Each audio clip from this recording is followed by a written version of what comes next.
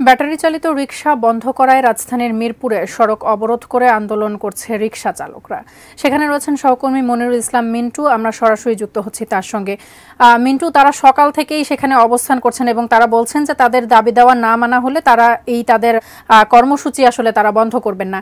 এই মুহূর্তে আপনি সেখানে রয়েছেন, বিস্তারিত জানাবেন এবং তাদের দাবি দেওয়াগুলো কি সেগুলো একটু বিস্তারিত জানাবেন। মিরপুর 10 নম্বরে কিছুটা উত্তেজনা তৈরি হয়েছে। সেই উত্তেজনার কারণ এখানে স্থানীয় সংসদ সদস্য ইলিয়াস মোল্লা তিনি গাড়ি নিয়ে যাচ্ছিলেন, কিন্তু তার গাড়িতেই আটকে দেয় বিক্ষুব্ধ যারা ব্যাটারি চালিত রিকশার যারা চালক তারা, এবং তারকে বেশ কিছুক্ষণ আটকে রাখে এবং সেই সময় তিনি আশ্বস্ত করেন যে এই বিষয়ে সরকারের সঙ্গে কথা বলবেন। এরই এক পর্যায়ে কয়েকটা গাড়ি মিরপুর 13 থেকে 1 নম্বরের দিকে যাওয়ার চেষ্টা করলে শ্রমিকরা কিন্তু আরও বিক্ষুব্ধ হয়ে ওঠে এবং সেই বিক্ষুব্ধ অবস্থাটা দেখতেই পাচ্ছেন। 4-5টি গাড়ি এগিয়ে যাওয়ার চেষ্টা করলে তখন কিন্তু বিক্ষুব্ধ যারা রয়েছেন তারা কিন্তু সেই গাড়িগুলোকে ভাঙচুর করেন। সেই গাড়িগুলোকে আবারও চেষ্টা হচ্ছে যে যেখানে ছিল সেখানেই ফিরিয়ে নেওয়ার জন্য। আবার এই যারা ব্যাটারি চালিত রিকশার চালক তাদেরই একটা অংশ আবার তাদেরকে নিবৃত্ত করার চেষ্টা চলে। এখানে পুলিশ বেশ ধৈর্যেরই পরিচয় দিচ্ছেন এখন পর্যন্ত।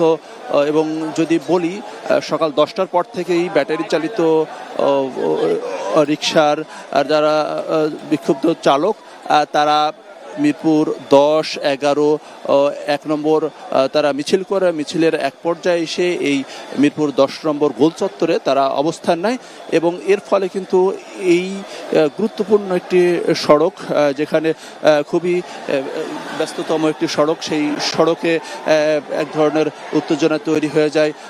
সেই উত্তেজনার একটা পর্যায়ে এসে যান চলাচল সেটি বন্ধ হয়ে যায় এবং আমরা লক্ষ্য করছিলাম বেশ কিছুক্ষণ ধরেই যারা আন্দোলনকারীরা তারা কিন্তু শান্তিপূর্ণভাবে অবস্থান করছিলেন, কিন্তু এই কিছুক্ষণ আগেই কিছুটা উত্তেজনা ছড়িয়ে পড়ে এবং যে কথা বলছিলাম যে কিছু গাড়িও তারা ভাঙচুর করেছে, আবার তাদের মধ্যে একটি অংশ তাদেরকে নিবৃত্ত করার চেষ্টা চলেছে।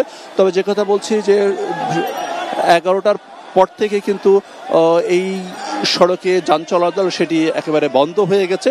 শুধু জরুরি কিছু যানবাহন, সেটি বলা যায় যে অ্যাম্বুলেন্স কিংবা জরুরি কিছু যানবাহন সেগুলোকে ছাড়া হচ্ছে। এছাড়া কিন্তু আর কোনো যানবাহনকে কিন্তু আন্দোলনকারীরা ছাড়েনি। তো এই ছিল বলতে গেলে এখনকার মতো মিরপুর 10 নম্বরের অবস্থা। যারা শ্রমিকরা রয়েছেন, চালকরা রয়েছেন, তারা কিছুটা বিক্ষুব্ধ অবস্থায় রয়েছে। তবে পুলিশ শান্তিপূর্ণভাবে ধৈর্যের সাথে পরিস্থিতির মোকাবেলা করছে এবং সবাইকে শান্তিপূর্ণভাবে অবস্থান করার জন্য পুলিশের পক্ষ থেকে কিন্তু যে আহ্বান সেটি কিন্তু রয়েছে। তো এই ছিল বলতে গেলে এখনকার মতো অবস্থা। শ্রমিকরা এখনো বলা যায় যে চালকরা এখনো বেশ কিছু